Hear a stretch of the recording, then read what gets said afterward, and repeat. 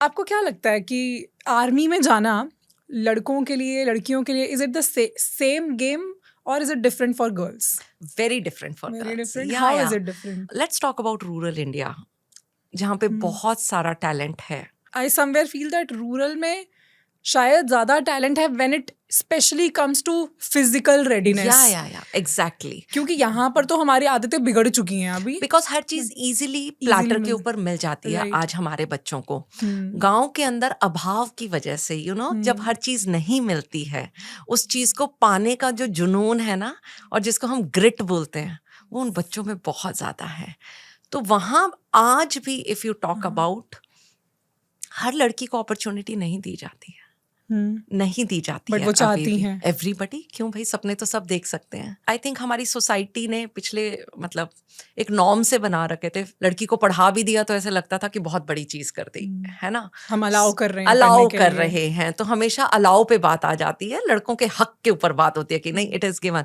सो वो आज भी कहीं ना कहीं बहुत सारी गर्ल्स फेस भी करती है. And when it comes to the profession like फौज, जो थोड़े से हमेशा से मेल डोमिनेटेड प्रोफेशन रहे हैं, वहां पे लड़कियों को ज्यादा चैलेंज फेस करना पड़ता है कन्विंस करने के लिए. अगर इमीडिएट फैमिली सपोर्टिंग होती है तो उस सोसाइटी को कन्विंस करने के लिए शायद वो नहीं होते हैं. सो ये चैलेंजेस आते हैं गर्ल्स की लाइफ में, ज्यादा आते हैं. Then physical training also, because boys की थोड़ी सी बचपन से ही आउटडोर्स की ट्रेनिंग बोली जाती है कि नहीं, बाहर खेलो कूदो ये करो. आई वॉज ब्लेस्ड कि my dad was coach and he understood the importance of physical training, which makes you mentally strong. It is just not for your physical strength but everything.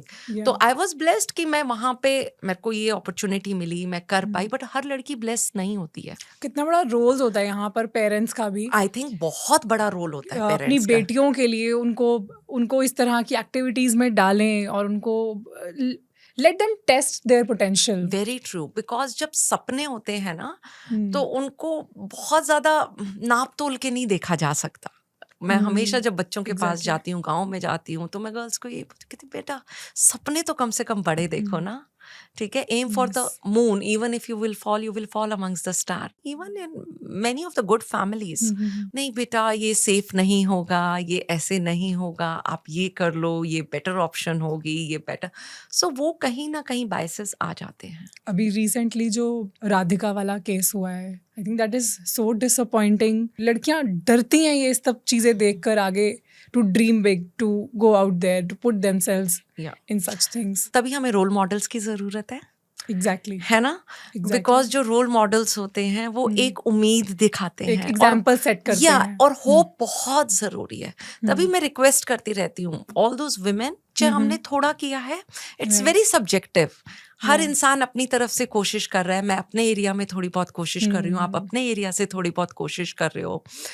अगर हम इस कोशिश को थोड़ा सा सेल्फलेस होके उन बच्चों तक पहुंचने की कोशिश करें जिनको हम थोड़ी सी भी उम्मीद दे पाए, आई थिंक देखना लाइफ को कितना बड़ा पर्पस मिलता है. True. कितनी मीनिंगफुल बन जाती है. So it has a lot of impact. No, you rightly said, मतलब setting the right examples, becoming an example for them, I think that is very much needed.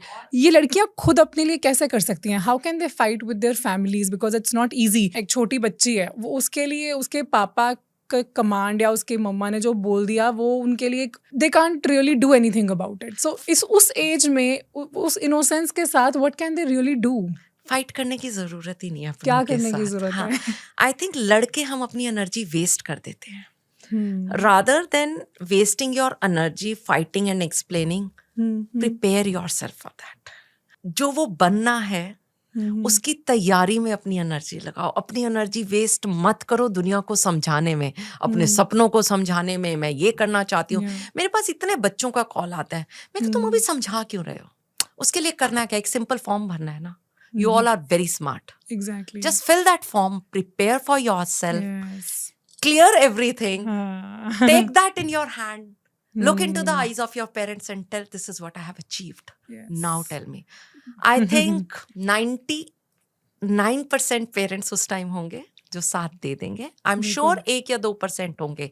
But उस journey में जिस लड़की ने इतनी मेहनत मेहनत कर करके। ली, इतना सब कुछ सीख लिया, वो चाहे वो इस जॉब में जाए, चाहे वो उस जॉब में जाए, चाहे वो घर पे भी रहे, वो एक वॉरियर की तरह ही काम करेगी। she knows how to make the best out of those opportunities. Because when I was also playing, तो वो शायद मेरे तक नहीं पहुंचता था, पर मेरे डैड तक गुंजन पहुंचता था। लोग बोलते थे इतना क्यों स्पोर्ट्स ना? करा रहे हो, क्या साफ बनाओगे अपनी बेटियों को, क्या मतलब सारा दिन इन लड़कियों की हालत, बिकॉज यार व्हेन यू प्ले आप टैन होते ही होते हो, छोटे छोटे ball, you have must have seen Dangal, it's the same story, बहुत बहुत सिमिलैरिटी है दंगल और आपकी exactly, story if you will see it, तो हम दो सिस्टर थी और मेरे डैड अच्छा। को मिलता ही था वो क्रिटिसिज्म कहीं ना कहीं Okay. से, बट उन्होंने किसी की नहीं सुनी, इसलिए मुझे फौज में जाने के लिए कोई एक्स्ट्रा तैयारी की जरूरत नहीं पड़ी, किसी एक्स्ट्रा कोचिंग की जरूरत नहीं पड़ी, बिकॉज फौज में जाने के लिए you need a certain kind of personality, और पर्सनालिटी 10 दिन में नहीं बनती है। आप जो डेली काम कर रहे हो, दैट daily इज गोइंग काम to make your personality. Sports helped me in Helped you. That, because अगर आज के टाइम में आप देखो,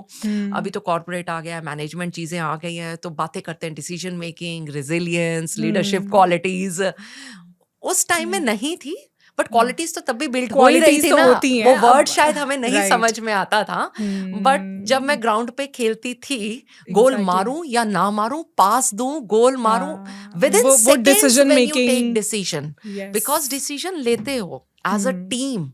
I think sports teach you a lot of A things lot which of, other I things think, cannot. या कोई भी किताब इतनी चीजें नहीं सिखा पाएगी, मैं बच्चों को बोलती हूँ। आज के टाइम में पेरेंट्स मेरे से बहुत चीजें बोलते हो, मैं कहा देखो पेरेंटिंग चैलेंजिंग है, there is no doubt in that. आज के टाइम में ये नहीं आपका बच्चा कितनी मेहनत कर रहा है, मेन थिंग इज कितनी डिस्ट्रैक्शन से बचा हुआ है। हमारा टाइम बहुत अच्छा था, डिस्ट्रैक्शंस नहीं थी, नहीं DD1 DD2 ही था हमारे पास, ठीक है, तो लाइफ बड़ी सिंपल थी।